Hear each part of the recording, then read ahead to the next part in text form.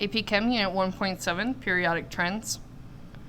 So the periodic table is arranged based off of reoccurring element properties, and that's where we get the word periodic from periodicity, which means repeating patterns. And since we have the periodic table arranged using periodicity, we're able to make predictions about atomic processes even when we don't have data for that specific element, just based off of the overall trends. So some properties that the periodic table is able to pretty readily predict are going to be atomic radii, ionization energy, electronegativity, and electron affinity.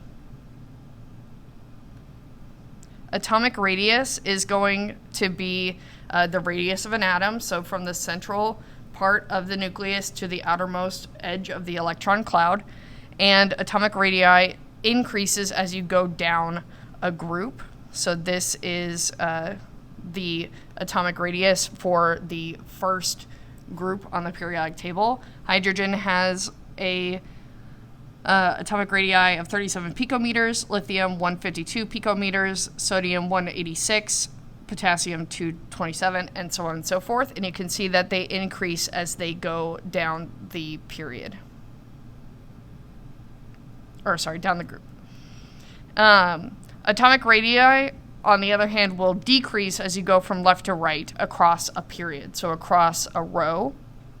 And so row 2 of the periodic table, you have sodium at 186 picometers.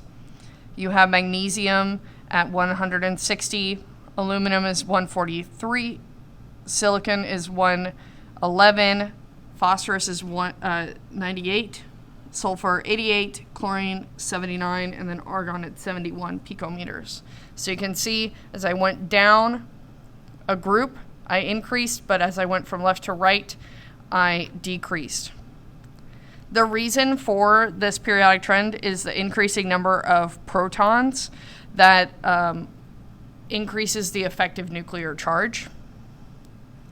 And we are following Coulomb's law, where the large charge on the particles increases the force of attraction, and thus the radius is smaller. Since we have more protons in the nucleus, our Q value is higher, and therefore we are able to decrease the distance between the protons and those valence electrons. Ionization energy is going to be energy that is required to remove an electron from an atom, and it is going to be directly tied to atomic radius. Large atomic radii have weaker attractions between the valence electrons and the nucleus because of the larger R value, and therefore a smaller ionization energy. Whereas smaller atomic radii have the exact opposite thing, where small atomic radii have a stronger attraction between our valence electrons and our nucleus due to the smaller R value, and therefore will have a larger ionization energy. Electronegativity is the ability of an atom in a molecule to attract shared electrons to itself. And larger atomic radii have a weaker attraction due to the greater distance between the nucleus and the valence electron of another atom, and therefore will have a smaller electronegativity. So an example that we could look at here is if X is a very large atom, X's nucleus is further away from the shared electron, and there isn't a great attraction between them. So therefore, it would have a smaller electronegativity. The exact opposite is true. So for smaller atomic radii, we have a smaller R value, and therefore we have a stronger attraction between the nucleus and that shared electron of the other atom. So if X was a very small atom, X's nucleus is going to be closer to the shared electrons, and there would be a larger attraction since the R value would be smaller, and so it would have a larger electronegativity. And again, just like with ionization energy, electronegativity is going to be directly tied to atomic radii. and Coulomb's law.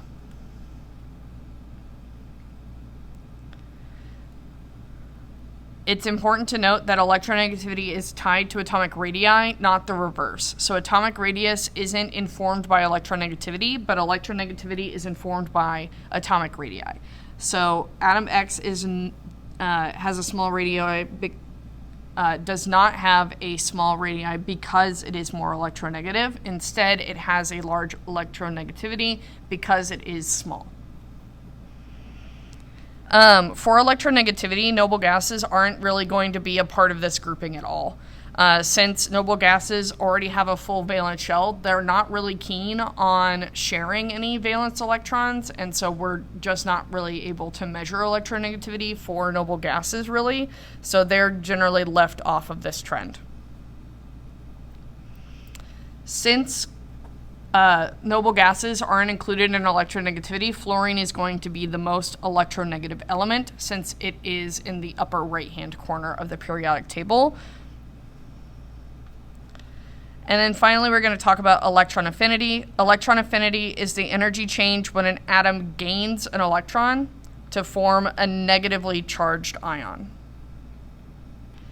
And this can be endothermic or exothermic. So when we give it an extra electron, it can gain energy, which would make it an endothermic process, or it could lose energy when it gains that electron, which would make it an exothermic process. For my metals, it's going to be easier to lose electrons because the nucleus doesn't have a very strong attraction to those valence electrons. It has a lower effective nuclear charge. And so, therefore, adding an electron would be an endothermic process, and my electron affinity is going to typically be positive. For my nonmetals, it's going to be easier for them to gain electrons because the nucleus has a stronger attraction to those valence electrons. It has a higher effective nuclear charge. And so adding electrons is typically exothermic, and my electron affinity would be negative. Electron affinity will decrease within a group as it becomes more electronegative because the atom is gaining protons, and therefore it is easier for it to accept electrons. So an example would be oxygen accepting an electron would release 141 kilojoules per mole of energy.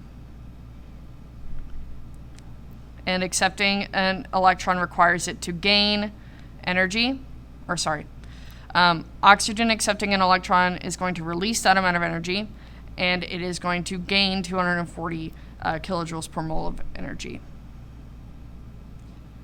So if I was to look at these three elements, nitrogen, oxygen, and sulfur, and I was to ask which has the smallest atomic radius, so nitrogen, oxygen, and sulfur are going to be here, and we're looking for who is going to have the smallest atomic radius.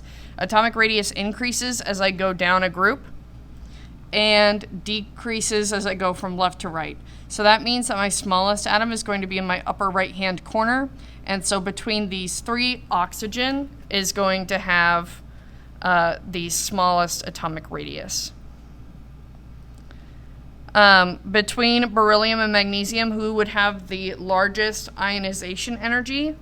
So beryllium and magnesium are within the same group. Ionization energy is going to increase as I go from left to right across the periodic table and decrease as I go from top to bottom. So that means my largest ionization energy would be in my upper right-hand corner, and my smallest would be in my bottom left-hand corner. So beryllium, since it is higher up on the grouping, is going to have a larger ionization energy.